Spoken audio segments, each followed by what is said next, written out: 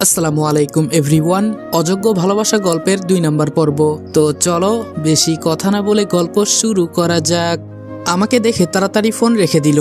ফারজানা বলল, আসসালামু আলাইকুম স্যার, কেমন আছেন? আমি গিয়ে একটা চেয়ার টেনে বসে বললাম, ওয়ালাইকুম আসসালাম, এই তো আলহামদুলিল্লাহ ভালো, তোমরা কেমন আছো? ফারজানা বলল, ভালো স্যার। আমি বললাম, মিতু তুমি কথা বলো না কেন? মিতু বলল, ভাবতেছি আপনাকে কি বলে ডাকবো। আমি বললাম, ভাইয়া বলতে পারো। মিতু বলল, আমি ভাইয়া বলে ডাকতে পারবো না। আমি বললাম, তোমার যা খুশি ইচ্ছে তাই ডাকিও। এখন বলো তুমি কোন ক্লাসে পড়ো? মিতু বলল, এই তো স্যার, এবছর মেট্রিক পরীক্ষা দিব। আমি বললাম, আচ্ছা ফারজানা তুমি? ফারজানা বলল, আমি পিএসসি পরীক্ষা দিব। আমি বললাম, তাহলে তো দুই বোন আজকে থেকে ভালো করে পড়তে হবে। মিতু বলল, স্যার এত পরে কি হবে, শেষে তো। আমি বললাম, এই চুপ করো, যত সব ফালতু চিন্তা মাথায় রাখো, এইসব বাদ দিয়ে বই বের করো। মিতু বলল, আচ্ছা। আমি ফারজানা আর মিতুকে পড়িয়ে বুঝতে পারলাম তেমন ভালো ছাত্রী না। বুঝেনি তো, বড়লোকের মেয়ে, টাকার কোনো অভাব নেই, মাস্টার একটার বদলে 5টা রেখে দিবে। আমি বাসায় এসে রাতে ডিনার করে ঘুমিয়ে গেলাম। সকালে রেডি হয়ে দোকানে চলে গেলাম। আমার মতো আরো একটা ছেলে দোকানে কাজ করে। প্রথম দিন তেমন একটা কাজ করায়নি, তবে বুঝতে পারলাম মালিক খুব ভালো মানুষ। আর আমার সাথে যে ছেলেটা কাজ করে তার নাম ফাহিম। আমার মতোই গ্রাম অঞ্চল থেকে এসেছে। রাতে কাজ শেষ করে যখন বাসায় যাব, ফাহিম বলল, তোমার বাসা কোথায়? আমি বললাম, এই তো সামনে। তোমার? ফাহিম বলল, তোমার বিপরীত দিকে। আমি বললাম, ও আচ্ছা, তুমি কি একা থাকো নাকি? ফাহিম বলল, না, আমার কিছু ফ্রেন্ডের সাথে থাকি। আমি বললাম, এই দোকানে কতদিন হলো কাজ করো তুমি? ফাহিম বলল, অনেকদিন হয়ে গেছে, তবে মালিক খুব ভালো, এজন্য যাই নাই। আমি বললাম, আমিও তাই বুঝতে পারলাম। আমি বললাম, আচ্ছা তাহলে আজকে যাই।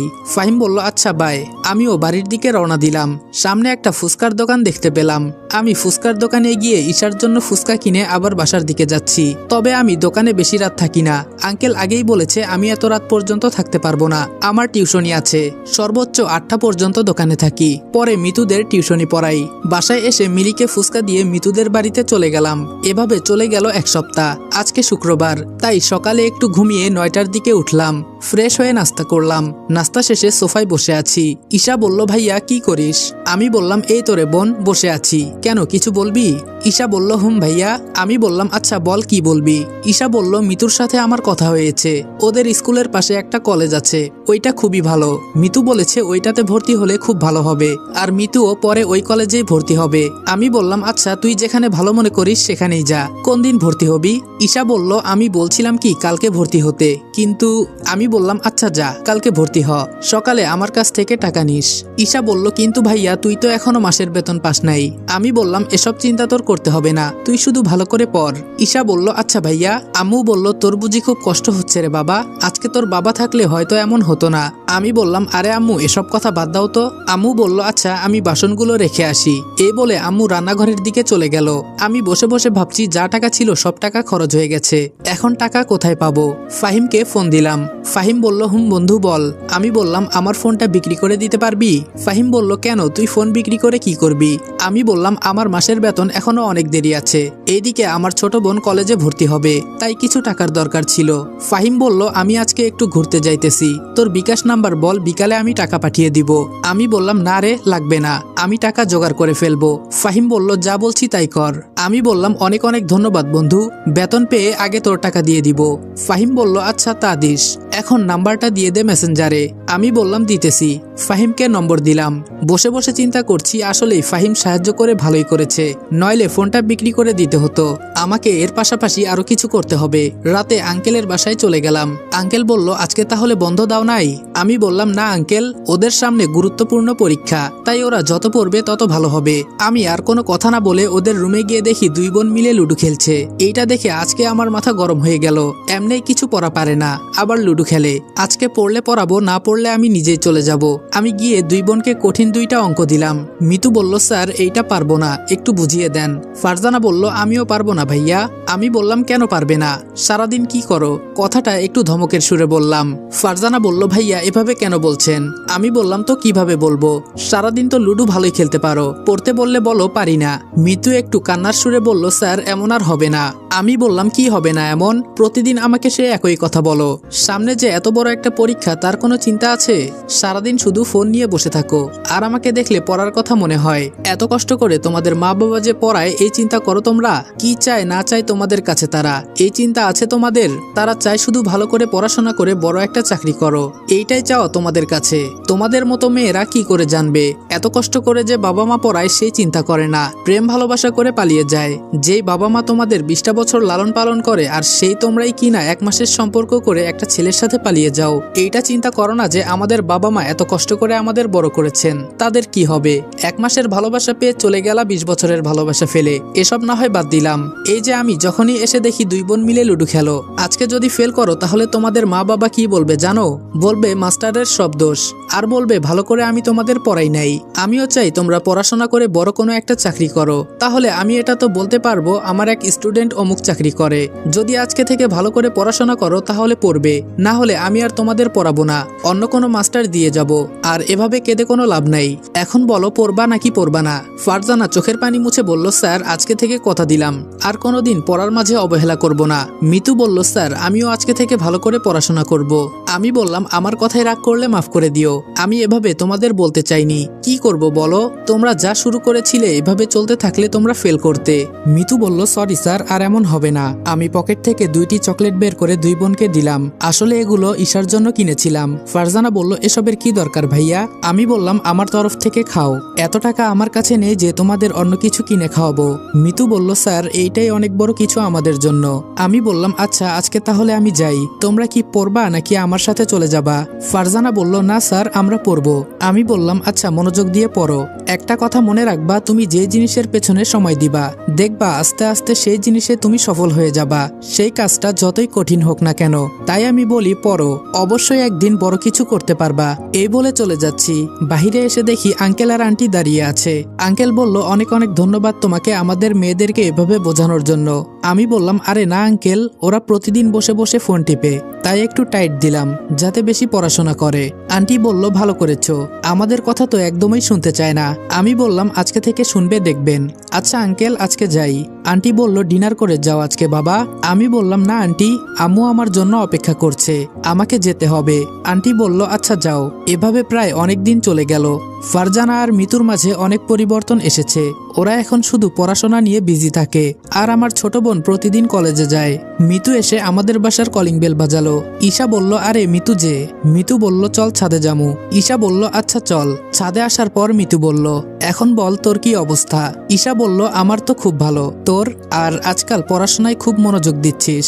মিতু বলল, স্যার বলেছে পড়ে আমাদের অনেক বড় কিছু করতে হবে। ঈশা বলল, ভালো, কিন্তু স্যারের প্রতি এত ভক্তি কেন?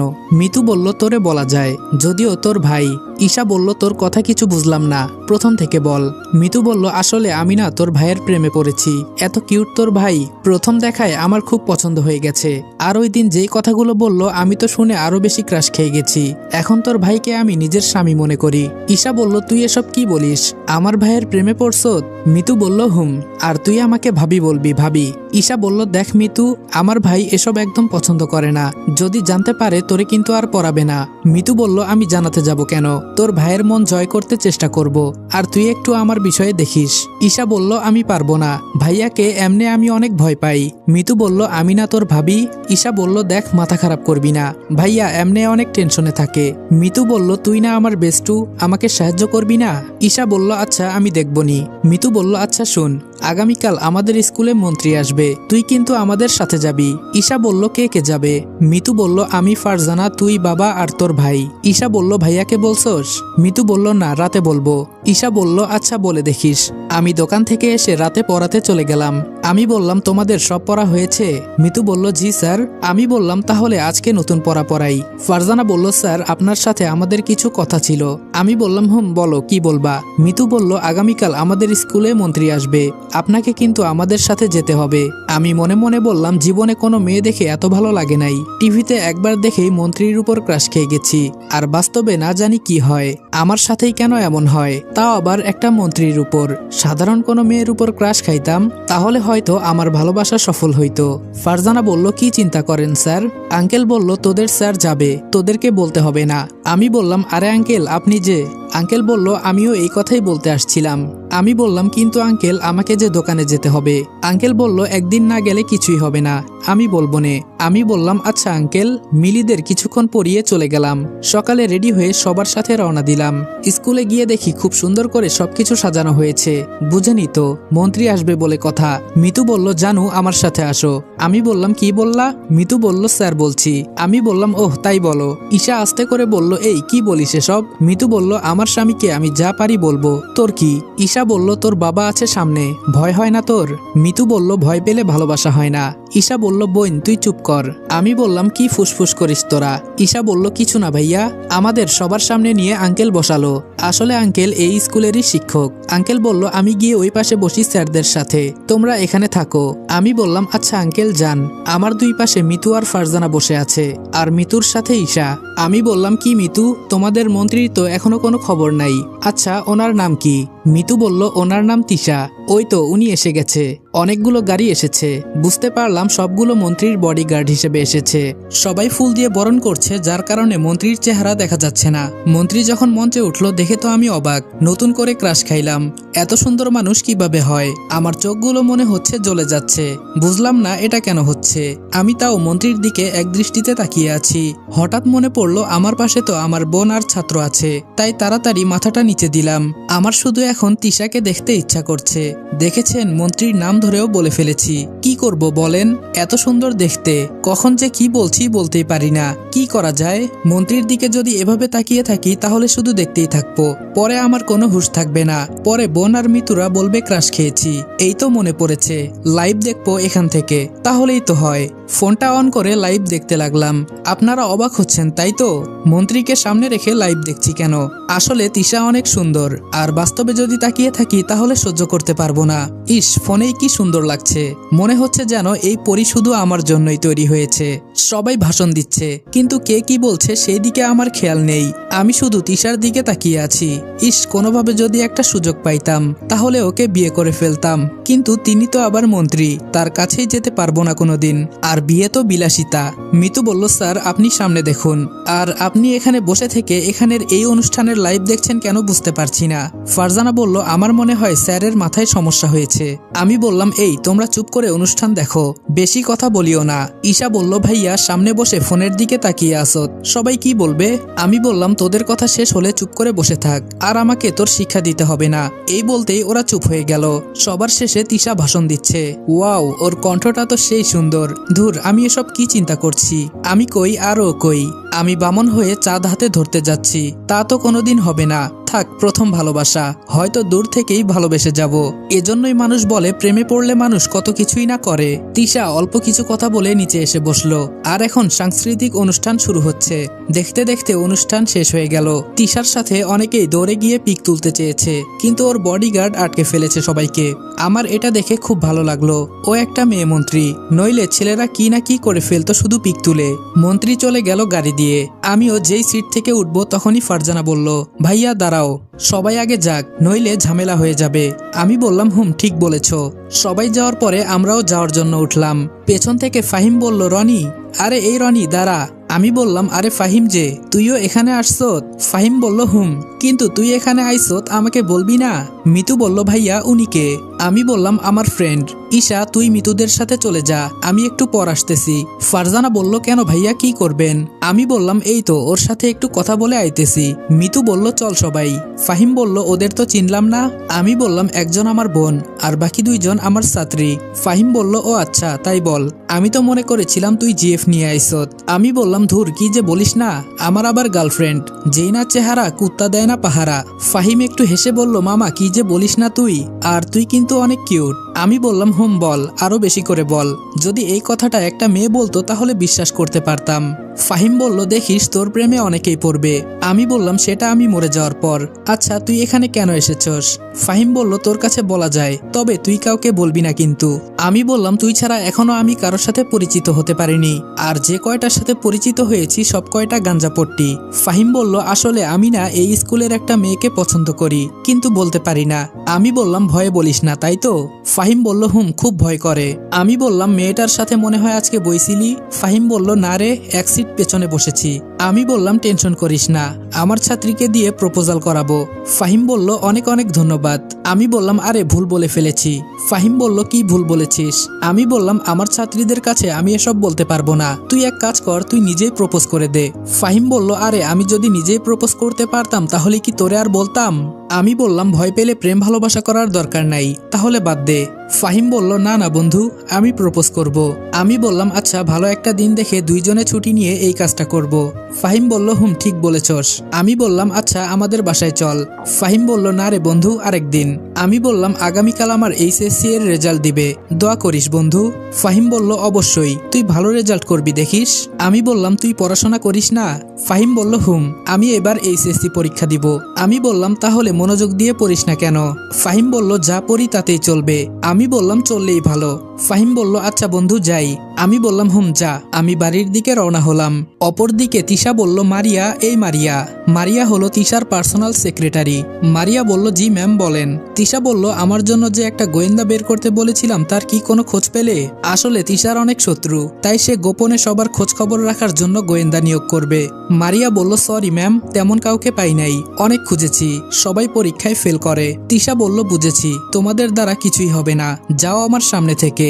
একটা গোয়েন্দা খুঁজে বের করতে পারছো না। মারিয়া বলল সরি ম্যাম, তবে খুব তাড়াতাড়ি পেয়ে যাব। তিশা বলল তাড়াতাড়ি খুঁজে বের করো, এমনি আমার শত্রু অনেক বেড়ে যাচ্ছে। মারিয়া বের হতেই তিশা বসে বসে চিন্তা করছে কি করা যায়। জরুরি আমার একটা গোয়েন্দা লাগবে। আজকে যে অনুষ্ঠানে গিয়েছিলাম ওইখানে একটা ছেলে ছিল যে সবসময় ফোন টিপতেছিল, কিন্তু আমার দিকে ভুলেও একটুও তাকায় নাই। এই বিষয়টা আমার হালকা নজরে পড়েছে, যে আমাকে দেখার জন্য মানুষ লাইন ধরে দাঁড়িয়ে থাকে, কিন্তু ওই ছেলেটা আমার দিকে তাকায় নাই। এটা কোন কারণে বুঝতে পারতেছি না। এক কাজ করলে কেমন হয়, ওকেই না হয় গোয়েন্দা দিয়ে দেখি। ছেলেটাকে কেমন জানি রহস্যময় লাগছে। তিশা তাড়াতাড়ি করে মারিয়াকে ডাক দেয়। মারিয়া দৌড়ে এসে বলে জি ম্যাম, কি হয়েছে? তিশা বলল আমরা আজকে যে অনুষ্ঠানে গিয়েছিলাম সেখানে আমাদের সামনে একটা ছেলে বসেছিল।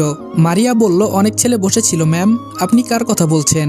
তিশা বলল ওই যে একটা ছেলে বসে বসে ফোন টিপতেছিল না। মারিয়া বলল জি ম্যাম, এই কথাটা আপনাকে আমি বলতে চেয়েছিলাম। ওর এত বড় সাহস কিভাবে হয় যে আপনার সামনে বসে আপনার দিকে ছেলেটা একবারও তাকায় নাই, শুধু ফোন টিপে গেছে। আমি এই বিষয়টা খেয়াল করেছি, আপনাকে আমি বলতে চেয়েছিলাম, কিন্তু আমি মনে করেছি এই ছোট বিষয়ে আপনি নাক গলাবেন না, তাই বলি নাই। কিন্তু হঠাৎ তিশা বলল ওই ছেলেকে খুঁজে বের করো। মারিয়া বলল কেন ম্যাম? তিশা বলল এত কথা বলতে বলেছি, তোমাকে যা করতে বলেছি তাই করো। মারিয়া বলল জি ম্যাম, কালকের ভেতরেই খুঁজে বের করব। তিশা বলল যত তাড়াতাড়ি সম্ভব। মারিয়া বলল জি ম্যাম। আম্মুর ডাকে ঘুম থেকে উঠলাম। আম্মু বলল কিরে রনি, সেই অনুষ্ঠান থেকে এসেই কোনো খাবার খেলি না? আমি বললাম আম্মু খিদে নাই। আম্মু বলল টেবিলে ভাত দেওয়া আছে, আই বলছি। আমি বললাম আচ্ছা আম্মু যাও, আমি আসছি। ফ্রেশ হয়ে খাবার খেলাম। যাই এখন একটু ছাদ থেকে ঘুরে আসি। আস্তে আস্তে সিঁড়ি বেয়ে ছাদে উঠলাম।